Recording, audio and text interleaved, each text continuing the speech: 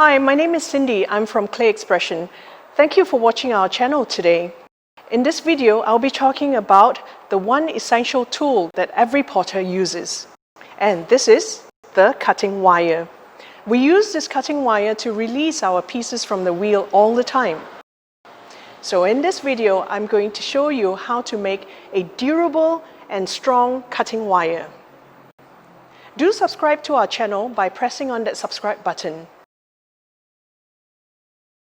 To make a strong and durable cutting wire, you need 30 pounds fishing lines and a pencil. Pull the fishing line as long as you can, then fold it into half.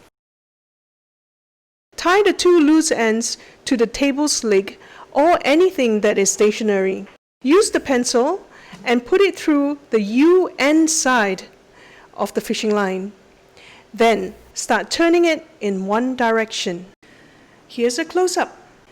You can see that the lines are twirling together. Keep going until the twirls are tight. Then remove the pencil.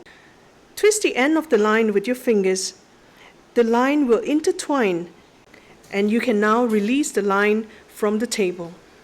Make sure you knot it after you release it from the table. The line we make is usually quite long, and we can use it to make a few cutting wires. We normally use wine corks as handles for the cutting wire. Just tie the line to two wine corks and you have a strong cutting wire.